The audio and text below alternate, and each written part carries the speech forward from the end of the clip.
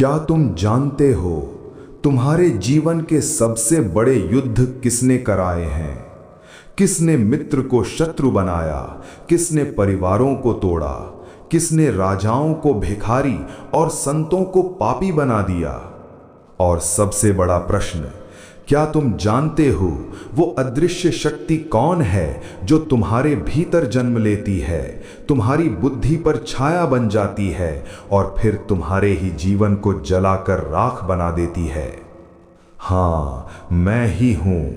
मैं वो आग हूँ जो एक चिंगारी से प्रलय बन जाती है। मैं वो उबाल हूँ जो मन की शांति को भस्म कर देता है। मैं समय के पार से बोल रहा हूँ।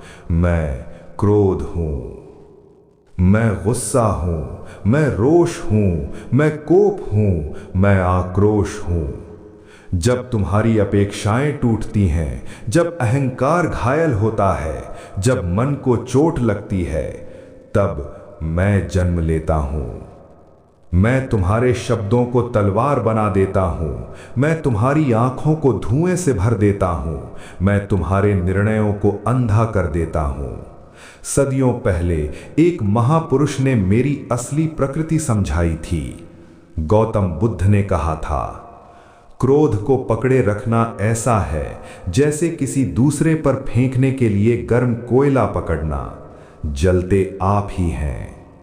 सोचो, जब तुम मुझे पकड़ते हो तुम्हें लगता है कि तुम किसी और को चोट पहुंचाओगे, पर सत्य यह है, पहले मैं तुम्हें जलाता हूं, फिर तुम्हारे संबंधों को और अंत में तुम्हारे जीवन को।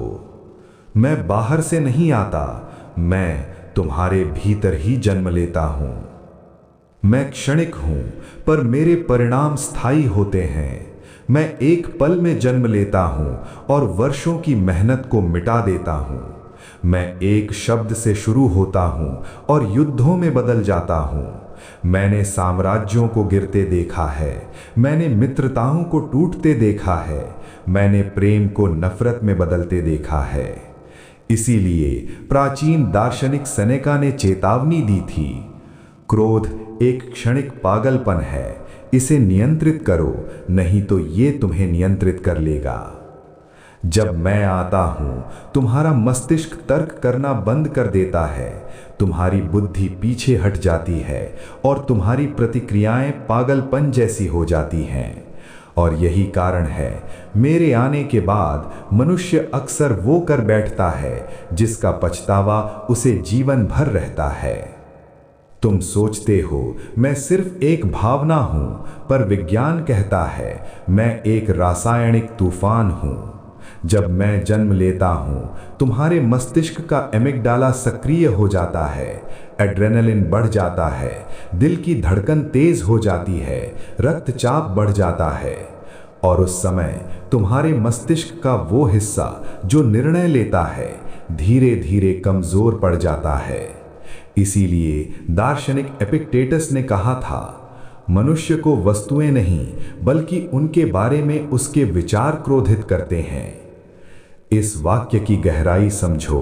घटना तुम्हें क्रोधित नहीं करती, तुम्हारा विचार, तुम्हारी व्याख्या, तुम्हारा अहंकार मुझे जन्म देता है। अर्थात मैं बाहर नहीं, तुम्हारी सोच में छिपा हूं। मैं तूफान हूं, पर मैं समुद्र नहीं। मैं आग हूं, पर मैं सूर्य नहीं। मैं ऊर्जा हूं, पर मैं चेतना नहीं। मैं मन के भीतर उठने वाला एक ज्वालामुखी हूं।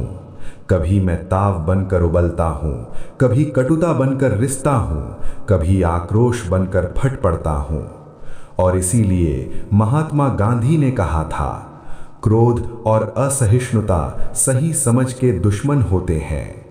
जब मैं तुम्हारे भीतर होता हूं, तब तुम सत्य को नहीं देख पाते। तुम्हें केवल अपमान दिखाई देता है, गलती दिखाई देती है और प्रतिशोध दिखाई देता है। पर सत्य तुम्हारी आंखों से ओझल हो जाता है। पर सुनो, मैं हमेशा शत्रु नहीं हूं। यदि तुम मुझे समझ लो तो मैं तुम्हें जगा भी सकता हूं। अन्याय के विरुद्ध खड़े होने का साहस कभी कभी मेरे भीतर ही जन्म लेता है। पर यहां एक रहस्य है, मेरे स्वामी बनो, मेरे गुलाम नहीं। इसीलिए लाओ त्सु ने कहा, सबसे शक्तिशाली वही है जो अपने क्रोध पर विजय प्राप्त कर लेता है। शक्ति आवाज ऊंची करने में नहीं होती, सच्ची शक्ति वहां होती है जहां मनुष्य अपने भीतर उठती आग को शांत कर सके। अब सुनो, मनुष्य की सबसे बड़ी जीत क्या है? दुनिया जीतना नहीं, दूसरों को हराना नहीं, सबसे बड़ी जीत है अपने मन को जीतना।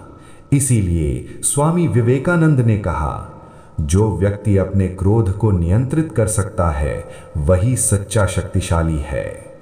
जिस दिन तुम अपने गुस्से को रोक लेते हो, अपने शब्दों को संयमित कर लेते हो, अपने मन को शांत कर लेते हो, उसी दिन तुम भीतर से महान बन जाते हो।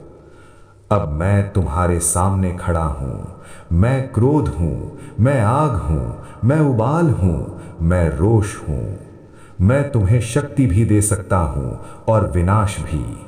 निर्णय तुम्हारा है, तुम मुझे हथियार बनाओगे या अपनी बेड़ियां। और इसीलिए रूमी ने कहा, कल मैं चतुर था, इसीलिए दुनिया बदलना चाहता था। आज मैं बुद्धिमान हूं, इसीलिए स्वयं को बदल रहा हूं और क्रोध शांत हो गया। जब मनुष्य दुनिया को बदलना छोड़ देता है और स्वयं को बदलना शुरू करता है, तब मैं धीरे धीरे शांत हो जाता हूं। अब निर्णय तुम्हारा है, क्या तुम मुझे अपने जीवन का स्वामी बनाओगे या अपने ऊपर विजय पाकर स्वयं के स्वामी बनोगे? मैं क्रोध हूं और अब तुम्हारे भीतर शांत होने की प्रतीक्षा कर रहा हूं।